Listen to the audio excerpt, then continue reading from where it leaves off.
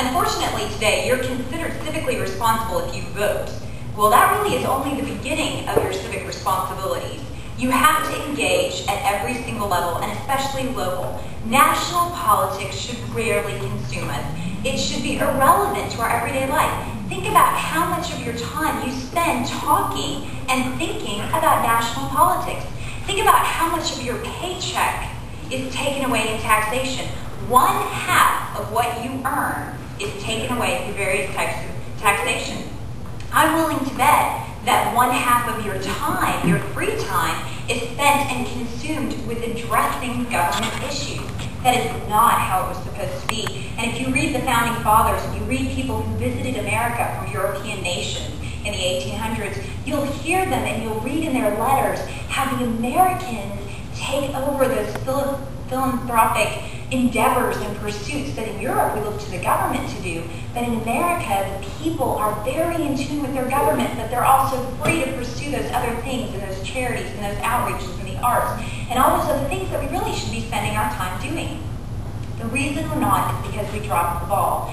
I think when you think about the civics classes you took in high school, how many of you went down to the Capitol and testified in a committee hearing? How many of you took a piece of legislation and were taught by your teacher how to read it and what it means when words are underlined or crossed out or in plain text? How many of you learned how to pull your legislator off the House and Senate floor? How many of you sat in the gallery on crossover day and heard the bull that the legislators were telling each other to convince them to pass the legislation? I certainly didn't do that. So when I first got involved in politics, it was through the abortion industry. And I thought, well, we're in a Republican government, everybody's pro-life, we have a pro-life majority in the House and Senate. I'm going to research abortion. So I started scheduling abortions. I have 6 children. I've never had an abortion, but I decided to schedule some at all the different clinics in Atlanta to find out what my paperwork was going to be, what was I going to be told. The major pro-lifers at that time were hawking the Women's Right to Know bill and the ultrasound bill. What they forgot to mention is those aren't enforced. And most of our clinics have waivers, so they don't even have to follow basic ambulatory surgical licensing requirements. If you're a trucker going through Georgia, you're going to experience more regulation and licensing than if you're a prenatal murderer. That's a problem. So I started going to the Capitol and reading legislation and watching the committee hearings and listening to what was being said on the floor. And I realized that we are wrong to stand around and talk only about abortion. That we are wrong to stand around and talk only about taxation or only about these isolated nuggets, because it's about life and liberty. They're both the parts of the same cord, the same coin. If you divorce one, you've lost them both. And if you're not alive, what does it matter what liberties you have? You're not there to experience them. So one of the big things that we're doing this campaign is legislative training. We have a legislative agenda. There's 8 to 10 bills, 8 bills right now. I think there'll probably be a couple more before we're finished, that are being unveiled every Sunday night on Sunday Evenings with Ray. It's a conference call open to the state. I urge you to be a part of that. And what better way to talk about individual life and liberty than on the Sabbath? I think it's a great way to start the week. But along with this legislation that espouses and puts clear teeth into the process of states' rights and state sovereignty, we're looking to do something lawful. We're looking for the second revolution, and the first revolution was based on law. We asserted our individual life and liberty. It wasn't the chaotic French Revolution. There's a definite legal basis. So with our legislation, we want to train you in the art of self-government, and I want to give you an example. There was a bill that came from the Department of Transportation, and to be a legislator asked to carry a bill from a department head is a great honor. I heard about this bill for the first time on crossover day when I was sitting in the gallery in the House. And my children and I were in the gallery for over 12 hours, and I was taking copious notes on every single bill and what the legislators were saying. And when I heard Tom describe this bill, my jaw dropped 10 feet. I was furious. I got out of there. The next day I was writing articles. I was telling everybody this is a horrible bill. So Tom Graves talked to Chip Rogers and said, you know, this is a really bad bill. I think it has some stuff in there I wasn't too sure about. Or so the rumor goes. Chip was kind enough a few days before the end of the session to call me in. He had his chief of staff, John, call me in. And create talking points for this piece of legislation. So I sat down, a little bit appalled that a whole room full of paid staffers couldn't take care of this problem, and I'm a housewife and a piano teacher coming in my hiking boots to handle it. That was a little bit disconcerting. And it was a little disconcerting, but I was reading through the bill. The staffers didn't know what was in it, and the legislative assistant was surprised to see me there in my hiking boots and jeans. So anyway, I went through the bill. It took me about 25 minutes, created 12 major talking points, 12 major problems with the 20-page bill. I went into the Senate and it was tabled. I found out a few days ago that on the last day of the session, they took it off the table and they passed it out of the Senate. They did a couple tweakings to make it less evil, but you might be interested to know a couple of things they didn't take out in the Senate. There are 5 or 6 names that didn't. This is really great.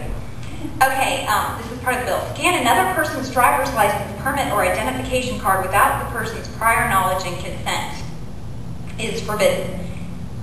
This prohibition shall not apply to law enforcement officers or any government entity that scans a driver's license, permit, or identification card to verify the contents thereof or to gather information for use for any governmental purpose. This one was really interesting. This makes it so that the Department of Transportation shall have the authority to contract and make cooperative agreements, contracts, and rental agreements with the United States government. The department goes directly with the United States government, not through the governor, not through the legislature. There's other problems in this bill. Instructors and operators of driving training schools have to submit to fingerprinting, which is done in compliance with FBI fingerprinting methods. There's also something in here that if you're a chauffeur, you cannot be hired as a chauffeur if you have a felony on your record that's up to 10 years old. Excuse me, what business is of the government who we hire to be our chauffeurs? And do you know all the ways you can get a felony on your record? It's appalling, and it's not that difficult. And if you do, you can't even get a job driving a car for up to 10 years. These are the kinds of things, and there's 20 pages. I made tons of notes. It's disgusting. But what's really disgusting is somebody that I trusted a couple of years ago before I started going back and reading what was happening, and I just got on David Schaefer's case a couple days ago because he's like, Jenny, you're too hard on me. You call me a fascist. I said, David, fascism is when you have the appearance of private property, but the government owns and controls everything. I don't even own my own children. We talk about health care. When my daughter Vivian was born, I refused the PKU test. You guys might not know that, but Governor George W. Bush created a new program of DNA screening of all American infants. When your baby's born in a hospital, a blood test is taken you may not know about, and the DNA is scanned and recorded, and the FBI has a new department for genetic profiling. I refused the PKU test. My nurses affirmed that the PKU test is inaccurate until 7 days after a protein diet. They told me DFACS would be removing my infant from my custody if I refused the test. These are the types of things that are happening under a Republican Sunday school teaching group of legislators. It's disturbing. And ways that we don't realize we're begging for tyranny. When you ask for personhood, you're begging for tyranny. The whole term personhood is peculiar to American law. I was talking to Bob Barr about this because I said, Bob, do other countries use the legal term personhood? And he's not pro-life, so I enjoyed his response because he didn't go Roe v. Wade mantra. He actually answered the question, and he goes, you know, I never thought of that. Send us facts. That's garbage. That's, ooh, shiny, pretty, look over here. We will never tell you to write a letter. We'll tell you, here's what Chip Rogers said yesterday, and when you inform him you found out, tell him Jenny and Ray sent you. We're going to give you the concrete tools. We're going to explain the legislation. We're going to teach you how to read it. We're going to show you how to go get a lobby badge. We're going to show you how to pull a senator and a representative off the floor and let them have the riot act that they deserve. We're going to show you how to show up at a committee hearing and ask for an amendment or ask for stuff to be struck out. We're going to give you a name. We are going to give you back the power that you already hold, teach you how to wield it, and make the legislators very afraid when their constituents show up. Yeah. Yes, ma'am. Yeah.